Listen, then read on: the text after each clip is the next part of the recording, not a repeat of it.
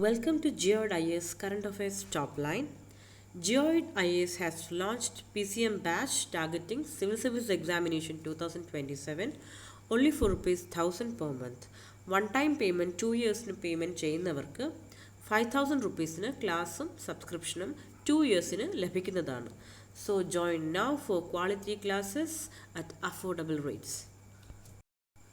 Let's start our session.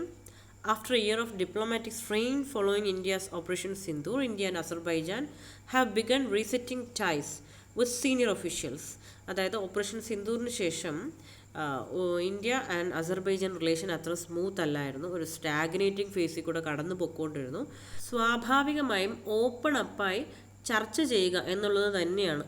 ഇപ്പോൾ Saudi Arabia ആയിട്ടുള്ള പ്രശ്നമായാലും ശരി, ഇറാനായിട്ടുള്ള പ്രശ്നമായാലും ശരി, നമ്മൾ ഈ ഒരു ഡിപ്ലോമാറ്റിക് രീതി തന്നെയാണ് അവിടെ സ്വീകരിച്ചത്. ഓപ്പണായി സംസാരിച്ച് നമ്മുടെ ഒരു നിലപാട് എന്താണെന്ന് വ്യക്തമാക്കുക, ഈ ഒരു സ്റ്റാഗ്നേഷൻ ഫേസ് അങ്ങ് മാറ്റുക.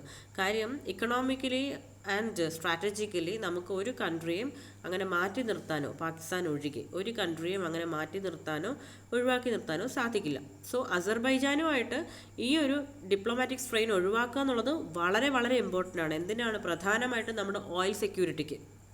So trade, technology, tourism, pharmaceuticals, energy, culture, people to people exchanges and fight against cross border terrorism, ഇതിനെല്ലാം പറ്റി ചർച്ച ചെയ്യപ്പെട്ടു.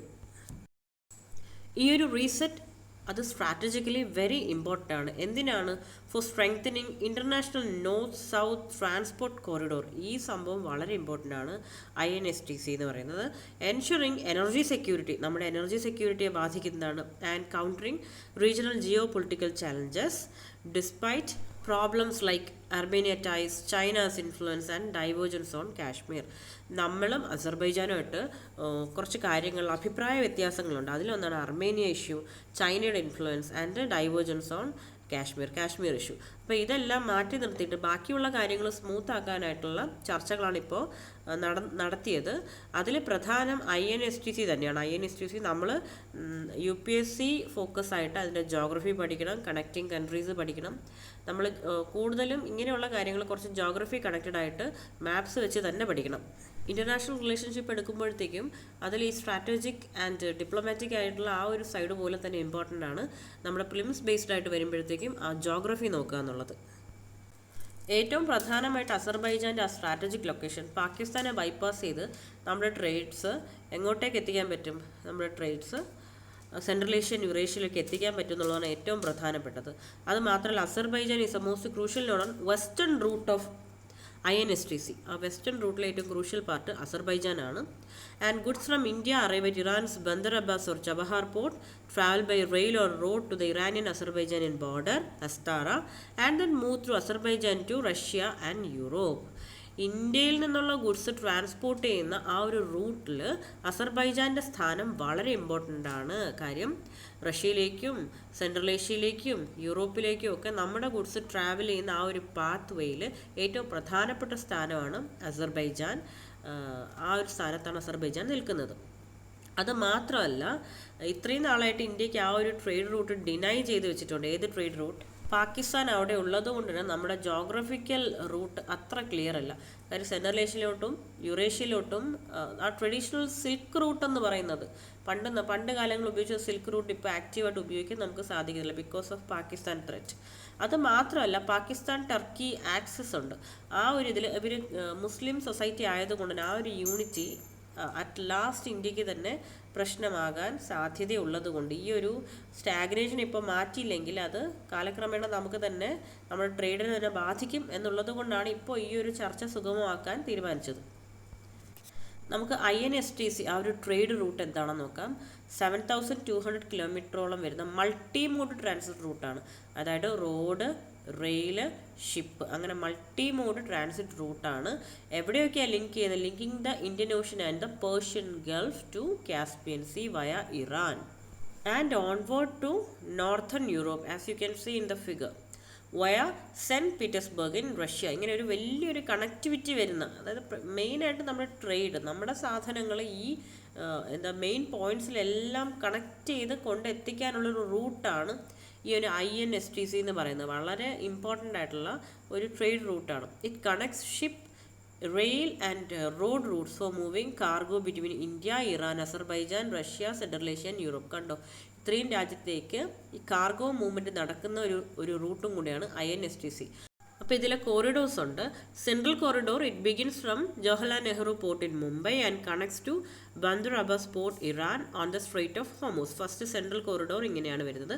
It then passes through the Iranian territory via Nowshahr, Amirabad and Bandar Anzali, runs along the Caspian Sea to reach the Ulya and Astrakhan ports in Russia. Western corridor ഏതാണ്? It connects the railway network of Azerbaijan to that of Iran via cross-border nodal points of Astara and Iran and further to Jawaharlal Nehru ports in India via sea route.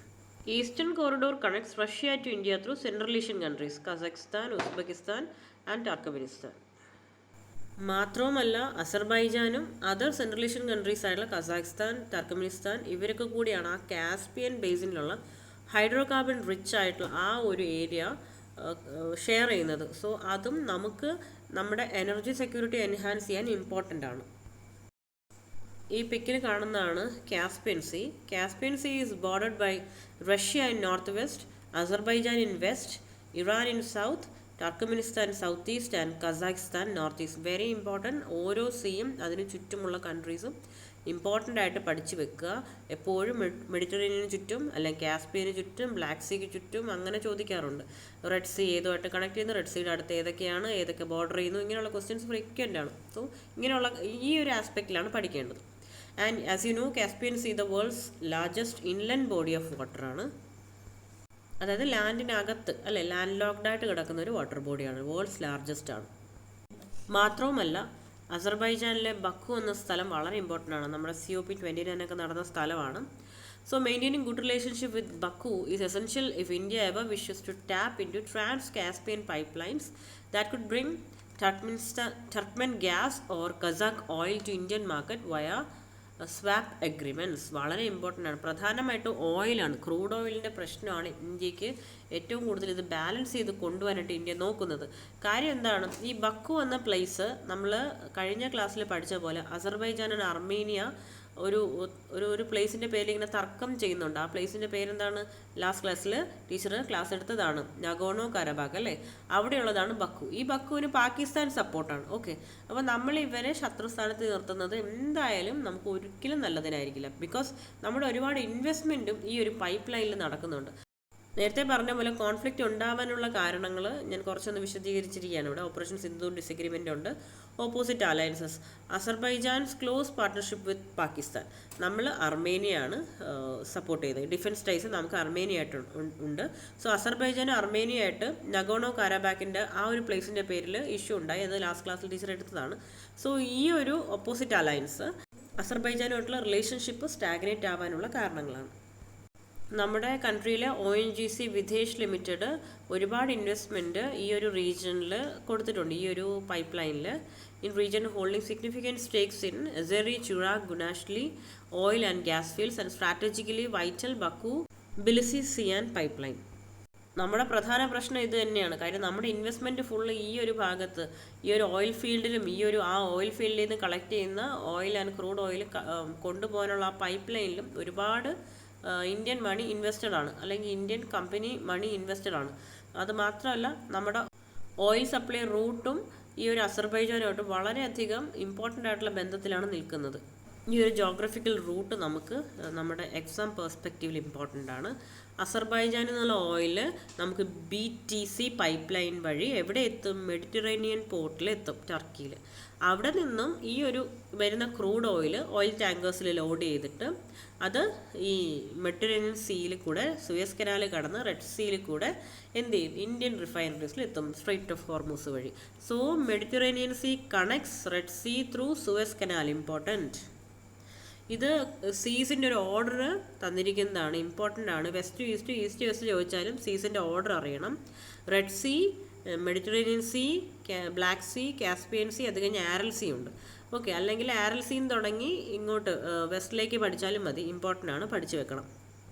ഈ ഒരു മാപ്പിൽ C of എസോവും Aral സിയും കാണിച്ചിട്ടുണ്ട്. Sea of എസോവും last current affairs സെഷൻസിൽ എടുത്തിട്ടുണ്ട്. ഇതൊക്കെ നമ്മൾ മാപ്പ് നോക്കി തന്നെ പഠിച്ചു വെക്കണം, ഇമ്പോർട്ടൻ്റ് ആണ്. കാസ്പിയൻ സീയിൽ നിന്നും സുവേസ് കനാൽ വഴി സ്ട്രെയിറ്റ് ഓഫ് ഹോർമൂസ് വഴി ഇന്ത്യയിലെ മുംബൈ പോർട്ടിലേക്ക് ചരക്ക് എത്തുന്ന ആ ഒരു റൂട്ടാണിത്. And these are Central Asian countries. Important ഒരു ഫ്രീക്വൻ്റ് ആയിട്ട് ക്വസ്റ്റ്യൻ വരുന്ന ഒരു ഏരിയയാണ് സെൻട്രൽ ഏഷ്യൻ കൺട്രീസ്. ഏതൊക്കെയാണ്? ലാൻഡ് ലോക്ക്ഡ് കൺട്രീസാണ്. ഏതൊക്കെയാണ്? Kazakhstan, Kyrgyzstan, Tajikistan, Turkmenistan, Uzbekistan. ഇവരുടെ നോർത്ത് റഷ്യയാണ്, ഈസ്റ്റിൽ China and Afghanistan, Iran to south. ഇങ്ങനെയാണ് വരുന്നത്. സോ ഇതെല്ലാം ഇങ്ങനെ കണക്ട് ചെയ്ത് പഠിക്കുക. നമ്മൾ ഇന്ത്യ അസർബൈജാൻ റിലേഷൻഷിപ്പ് അവിടെ നിന്നാണ് സ്റ്റാർട്ട് ചെയ്തത്. അസർബൈജാൻ്റെ ലൊക്കേഷൻ എവിടെയാണെന്ന് നോക്കി. അസർബൈജാനോട്ട് എന്തുകൊണ്ട് ഇന്ത്യ സ്ട്രാറ്റജിക്കലി ന്യൂട്രലായിട്ടും ബാലൻസ്ഡ് ആയിട്ടുള്ള റിലേഷൻഷിപ്പ് കീപ്പ് ചെയ്യാൻ നോക്കുന്നു എന്ന് പഠിച്ചു. അതിൻ്റെ കാരണങ്ങൾ പഠിച്ചു. മെയിനായിട്ട് നമ്മുടെ എനർജി സെക്യൂരിറ്റി, ഓയിൽ ഇമ്പോർട്ട് തന്നെയാണ് മെയിനായിട്ടുള്ള കാരണം. ഓയിൽ ഇമ്പോർട്ട് പഠിച്ചപ്പോഴത്തേക്കും ഓയിൽ ഇമ്പോർട്ട് റൂട്ട്സ് നോക്കി. അപ്പോൾ അവിടെ കാസ്പിയൻ സീ വന്നു, സെൻട്രൽ ഏഷ്യൻ കൺട്രീസ് എന്ന ടോപ്പിക്ക് വന്നു. സോ കാസ്പിയൻ സീ വഴി എങ്ങനെയാണ് മെഡിറ്ററേനിയൻ വഴി നമ്മുടെ ജവഹർലാൽ നെഹ്റു സീ പോർട്ടിലോട്ട് ഈ ചരക്ക് എത്തുന്നതെന്നുള്ളത് ആ ഒരു റൂട്ട് പഠിച്ചു. BTC റൂട്ട് പഠിച്ചു. BTC റൂട്ട് എന്തുകൊണ്ട് പഠിച്ചു? ഇന്ത്യൻ ഇൻവെസ്റ്റ്മെൻ്റ് ഉള്ളൊരു ഗ്യാസ് പൈപ്പ് ലൈൻ അല്ലെങ്കിൽ ഓയിൽ പൈപ്പ് ലൈൻ ആയതുകൊണ്ട് അത് പഠിച്ചു. ഓവറോൾ കാസ്പിയൻ സീ എവിടെയാണെന്നുള്ളതും അതിന് ചുറ്റുമുള്ള കൺട്രീസ് ഏതൊക്കെയാണെന്നുള്ളത് പഠിച്ചു.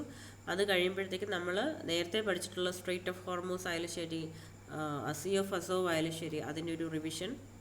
അപ്പോൾ ഇതെല്ലാം ഒന്ന് കണക്ട് ചെയ്ത് തന്നെ പഠിച്ചു വയ്ക്കുക. ഓക്കെ, ഇന്നത്തേക്ക് ഇത്രയേ ഉള്ളൂ. Thank you.